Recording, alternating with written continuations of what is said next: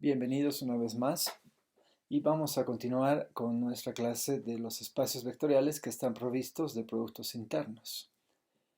En esta ocasión nos toca abordar un tema muy importante que es la noción de ortogonalidad entre vectores, ¿sí? Y para poder definir esta idea tenemos primero que madurar qué es la relación angular entre los mismos, o sea, qué entendemos por ángulo entre vectores. Y con esto vamos a empezar el día de hoy. Así que lo que nosotros tenemos que pensar es en lo siguiente. Hasta este momento estábamos muy familiarizados e influidos por la geometría euclidiana plana y pensamos que un ángulo entre vectores, si no es más, o pensábamos, mejor dicho, que un ángulo entre vectores no era más que la abertura que existía entre esas flechitas, ¿no? Cuando nosotros veíamos a los vectores como unas flechitas. Pero en esta materia hemos ampliado tanto, hemos generalizado tanto la noción de vector, que vectores pueden ser matrices, pueden ser polinomios o cualquier tipo de función, ¿no es cierto? Entonces es medio raro preguntarnos ¿y qué ángulo existe entre esta matriz y esta otra? ¿No? Entonces tenemos que tratar de formalizar de una manera muy consistente la idea de ángulo, que luego nos va a ayudar a definir con mayor claridad la noción de ortogonalidad. Bien, así que lo primero que tenemos que reconocer es que para hablar de la relación angular es importante que los vectores que vayamos a elegir sean vectores no nulos. Por eso, aquí va nuestra reflexión antes de brindar la definición. Sean U y B, ¿sí? Dos vectores que pertenecen a cierto espacio vectorial V que está provisto de productos interiores. Ambos vectores, tanto U como V, deben ser no nulos. Muy bien, y vamos a hacer un par de observaciones. La primera observación, vamos a partir de la desigualdad de Cauchy-Schwarz. Ya hemos visto que en su formato norma, esta desigualdad importantísima, que ya la hemos demostrado, no es otra cosa que que el valor absoluto del producto interno entre estos vectores siempre está acotado superiormente por el producto de las normas de cada vector. Entonces, lo que vamos a hacer es pasar el miembro de la derecha al miembro de la izquierda, y como ambas normas son no nulas, porque ni U ni B son ceros, y son no negativas, entonces vamos a pasar acá y vamos a dejar dentro del valor absoluto imbuidos. Entonces, esto va a ser menor o igual que 1. Y por otro lado, nosotros sabemos que la función coseno siempre oscila, ¿sí? Tiene su intervalo de imágenes entre -1 y 1. ¿No es cierto? Esto es para cualquier ángulo, para todo ángulo t, mejor dicho, que pertenece a los reales. Bien, entonces resulta que vamos a definir el ángulo θ. Esta vez θ tiene que ser un ángulo entre 0 y pi radianes. Fíjense que es suficiente que sea 0 o pi radianes. Cualquier ángulo de vectores puede estar dentro de este intervalo. Y vamos a definir el ángulo siempre medido en radianes, vale la pena esclarecer eso, entre los vectores u y b, si es que satisfacemos esta relación. Fíjense, hemos visto que el valor absoluto del coseno es menor o igual que 1 y hemos visto que el valor absoluto de esta fracción es menor o igual que 1. Entonces vamos a plantear una relación de igualdad. Y de esa manera podemos establecer una correspondencia biunívoca entre un ángulo y esta fracción. ¿De acuerdo? Así que esto va a ser en definitiva equivalente a decir que θ es el arco coseno del producto interno de U por B sobre el producto de las normas de cada vector. ¿De acuerdo? Entonces, lo primero que vamos a hacer es fijar una nueva observación para que vean que este es un resultado que es ampliamente conocido. Si pasamos a multiplicar el producto de las normas, resulta que el producto interno de U por B no es más que la norma del primer vector por la norma del segundo vector por el coseno del ángulo que existe entre ellos. Y este es un resultado muy utilizado y muy conocido.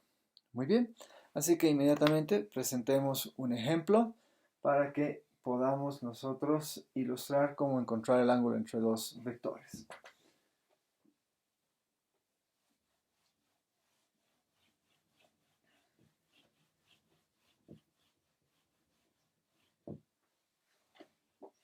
Bien, entonces etiquetemos aquí ejemplo y démonos la tarea de hallar el ángulo entre las matrices. Nos podemos dar una matriz de 2 por 3, menos 5, 0, 1, 3, 2, menos 4. Esta evidentemente es una matriz del espacio M sub 2, 3. Y nos vemos otra matriz del mismo espacio. Ojo, los ángulos entre vectores siempre tienen que darse entre vectores del mismo espacio vectorial. Esto es muy importante. Muy bien. Entonces podemos tener aquí un 2 menos 7, 4, 0. Aquí tengamos un 5 y acá menos otra matriz del espacio vectorial M sub 2, 3. Muy bien. Entonces, queremos hallar el ángulo. Así que supongamos de que sea θ, por supuesto, un ángulo acotado entre 0 y pi radianes. El ángulo entre las matrices A y B. Y procedemos a calcular.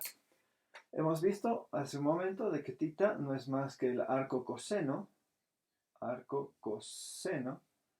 del producto interno de estos vectores sobre el producto de cada una de las normas de estos vectores. Así que esto se reduce a calcular el producto interno entre la matriz A y B y luego en hallar las normas. Actividades que ya sabemos hacerlas sin ningún problema. Y vamos a utilizar aquí nuestro convenio en el que afirma que si nosotros no tenemos prefijado ningún producto interno específico, vamos a adoptar el producto interno estandarizado de cada espacio vectorial. Y así va a ocurrir. Entonces, primero calculemos el producto de A por B. Muy bien, entonces esto no es otra cosa que menos 5 por 2 más 0 por menos 7, ¿sí? Más 1 por 4, más 3 por 0, más 2 por 5, más, perdón, aquí hay un errorcillo, esto tenía que ser 1, más menos 4 por 1. Ahora sí. Bien, entonces, fíjense que menos 5 por 2, que es 10, se anula con este término es nulo, este término también es nulo, y 1 por 4 se va a anular por menos 4 por 1. Bien, así estaba pensado para que sea el ejercicio, y ustedes pueden reconocer inmediatamente de que al ser el producto interno 0, ya no es necesario calcular las normas de A y B. De hecho, es fácil de ver de que la norma de A es distinta de 0 y que la norma de B también es diferente de 0. Por lo tanto, θ va a ser el arco coseno de 0. Bien, y el único ángulo que satisface esta condición, es decir, que coseno de θ es igual a 0 cuando θ está entre 0 y pi medios, nos permite establecer de que θ no es otra cosa que pi medios. ¿No es cierto? Y pi medios es un ángulo en radianes que nos refleja a un ángulo recto. Muy bien. Entonces acá hemos podido encontrar fácilmente el ángulo. Estos dos vectores, si ustedes quieren, están formando un ángulo recto o, si gustan, están formando un ángulo de 90 grados. Muy bien. Pero no se olviden que para efectos de nuestros cálculos debemos considerar siempre a los ángulos medidos en radianes. Entonces, esto es muy importante porque nos permite establecer la noción de ortogonalidad. Bien, ¿qué es la ortogonalidad? Es muy común confundir la ortogonalidad con la perpendicularidad. Pero, como vamos a definir ahora, tenemos que entender la ortogonalidad tal cual está sugiriendo su prefijo. Vale decir, el prefijo orto en el castellano significa recto, ¿no? De ahí viene ortografía, ortopedia, etcétera, ortodoxia. El prefijo orto significa recto. Entonces, nosotros caracterizaremos la ortogonalidad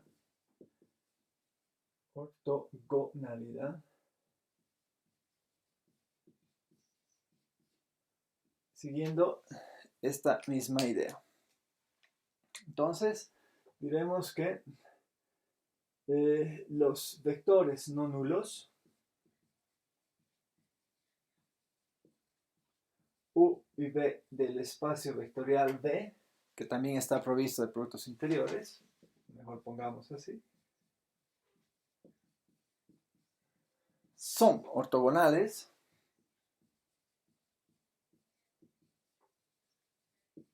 si y solamente si el ángulo entre ellos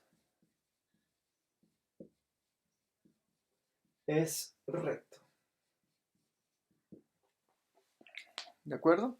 Sí y solamente si el ángulo entre ellos es un ángulo recto. E inmediatamente, después de esta definición, podemos establecer la siguiente propiedad. Entonces, vamos a decir que U es ortogonal a B si y solamente si el producto interno entre ellos es igual a 0. No se olviden que estamos bajo la hipótesis de que U y B son vectores no nulos. Y aquí voy a hacer un abuso, si ustedes quieren, notacional, ¿sí? Para utilizar el símbolo de la perpendicularidad de la geometría euclidiana plana para caracterizar la ortogonalidad entre vectores. Muy bien. Entonces, vamos a reconocer que esto es totalmente cierto, porque cuando los dos vectores son ortogonales, el ángulo que forman es pi medios radianes. Por lo tanto, el producto interno de U por B va a ser la norma de U, la norma de B, valgan lo que valgan, por el coseno de pi medios, que va a ser 0. Nosotros nos damos cuenta de que necesariamente ese producto interno tiene que ser 0. Por otro lado, si el producto interno es 0, eso quiere decir que la norma de U por la norma de B por el coseno de θ va a ser 0. Entonces la única opción que tenemos es que el coseno de θ sea 0. Por lo tanto, si el coseno de θ es 0, el único ángulo posible, como vimos en el ejemplo anterior, es de que el ángulo entre los vectores sea igual a pi medios, lo que confirma la ortogonalidad entre estos dos vectores. Así que esta es una condición muy sencilla de reconocer y muy fácil de ver de que podemos testear la ortogonalidad simplemente chequeando cómo es el producto interno entre esos vectores. Si es 0, son ortogonales. Si es distinto de 0, no son ortogonales. Presentemos a continuación algún ejemplo interesante. Supongamos que nos dan dos vectores, sean x, el vector menos 1, 3, 1, un vector de R3, y otro vector, nos podemos inventar el vector 2, 1, menos 2, ¿sí? También de R3. Entonces, en este ejemplo, nos vamos a dar la tarea de construir un vector U de R3 unitario. Recordemos que un vector se dice que es unitario si solamente si la norma de ese vector es igual a 1. Pero en esta ocasión queremos hallar un vector unitario de R3 tal que sea ortogonal tanto al vector X como al vector Y. ¿De acuerdo? O sea que si nosotros nos damos una interpretación geométrica, estamos en el espacio L3, ¿sí? Tenemos el espacio L3 y nos vamos a construir dos vectores. Aquí está el vector X, por algún otro lado estará el vector Y. Y de lo que se trata este ejercicio es de encontrar un vector unitario U que cumpla con la condición de ser tanto ortogonal a X como ortogonal a Y. Esa es la idea de este ejercicio. Entonces, ¿cómo vamos a desarrollar? Primero, fíjense lo siguiente. Sabemos que U tiene que ser un vector de R3, entonces etiquetémoslo con U sub 1, U sub 2, U sub 3, un vector de R3. No sabemos cuáles son sus componentes, pero sí sabemos que tiene que ser unitario. Es decir, que la norma de U tiene que ser igual a 1. Esto equivale a decir que la raíz cuadrada, podemos ganar tiempo y decir que U al cuadrado es igual a 1, y el producto de la norma de U por sí mismo no es otra cosa que el producto interno del vector consigo mismo, y esto tiene que ser exactamente igual a 1. Por otro lado, sabemos que el vector que estamos buscando tiene que ser ortogonal a X. Esto es equivalente a decir que el producto interno de U con el vector X tiene que ser 0, por la condición que acabamos de ver de la ortogonalidad. Y por otro lado, nos tenemos que concentrar en ver que este vector X también tiene que ser ortogonal al vector Y, lo que equivale a decir que el producto interno del vector U por Y es idénticamente 0. Entonces de acá vamos a tener tres ecuaciones que podemos desarrollar fácilmente. Esto es equivalente en consecuencia a decir que el producto de U por U va a ser U sub 1 al cuadrado más U sub 2 al cuadrado más U sub 3 al cuadrado igual a 1. Esto es equivalente ahora ya al producto interno de U por X. Vamos a tener menos 1 por U sub 1 más 3 por U sub 2 más 1 por U sub 3, o sea, más U sub 3. Y esto debe ser idénticamente 0. Ahora, fíjense, vamos a hacer lo propio para establecer el producto interno. Por supuesto que se han dado cuenta que estoy utilizando el producto interno estándar. Así que esto es equivalente a construir 2 por U sub 1 más 1 por U sub 2 más menos 2 por U sub 3 igual a 0. ¿Qué es lo que tenemos?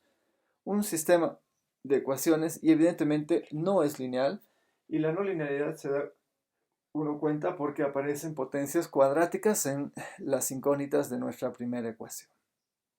Muy bien. Entonces, ¿cómo resolver? Bueno, podemos acudir a resoluciones que sean caseras. Bien, para este efecto, fíjense lo siguiente. Primero, podemos resolver el subsistema que está formado por la segunda y tercera ecuación. Y ese subsistema, observen de que es un sistema sí no lineal y que tiene la condición de ser homogénea, ¿sí? Es homogénea, y además tiene más incógnitas que ecuaciones, ¿no? En otras palabras, estoy intentando resolver primero este subsistema, solamente contemplando las dos últimas ecuaciones. Entonces, fíjense lo siguiente. Si nosotros asignamos a U sub 3 el parámetro t, ¿sí? Es muy fácil darse cuenta de que el rango de la matriz aumentada, ¿sí? Y el rango de la matriz de coeficientes es igual a 2, y como el número de incógnitas es 3, es suficiente contar con un solo parámetro para describir sus infinitas soluciones. Entonces, de acá vamos a tener el siguiente subsistema. Menos U sub 1 más 3 veces U sub 2 va a ser igual a menos t. Estoy transponiendo U sub 3 al otro miembro. 2 veces U sub 1 más U sub 2 va a ser igual a 2 veces t. Entonces podemos hallar la solución fácilmente de este sistema de dos ecuaciones, dos incógnitas. Usamos recursos del álgebra lineal, o si gustan lo podemos hacer directamente, y resulta que si multiplicamos por 2 a ambos miembros en la primera ecuación tendremos menos 1 por 2, menos 2, 2 por 3 tendremos un más 6, y 2 por menos t será menos 2 veces t. Adicionando miembro a miembro, resulta que 7 veces U sub 2 es igual a 0, por lo tanto U sub 2 idénticamente 0. Y si U sub 2 es idénticamente 0, entonces resulta de que U sub 1 va a ser igual a u sub 3, que no es otra cosa que t. Y listo. Y con estos valores de u sub 2, u sub 3 y u sub 1 encontrados, donde t es cualquier número real, reemplazamos en la primera ecuación y vamos a obtener lo siguiente. Fíjense acá. Tenemos u sub 1. U sub 1 es t, entonces tendremos t cuadrado. U sub 2 es 0. 0 al cuadrado es 0. U sub 3 es t también, entonces vamos a tener que 2t cuadrado es igual a 1. Por lo tanto, t va a ser igual a más menos 1 partido raíz de 2. Y listo. Con ello acabamos de encontrar el vector u, que por cierto no es único, ¿no? Vamos a tener dos soluciones. En lugar de u sub 1, vamos a tener más menos 1 sobre raíz de 2. En lugar de u sub 2 vamos a tener 0 y en lugar de u sub 3 más menos 1 sobre raíz de 2. Y ahí está la solución al problema dado. Observen de que tiene sentido de que nosotros hayamos encontrado dos vectores unitarios que satisface el problema que nos hemos dado en el ejemplo. ¿Por qué? Porque tenemos el vector u en este sentido y también tenemos su vector opuesto. El vector opuesto cumple también con las dos condiciones que exige el problema, es decir, que sea unitario y dos, de que sea ortogonal tanto a x como a y. Con lo que termina este ejercicio.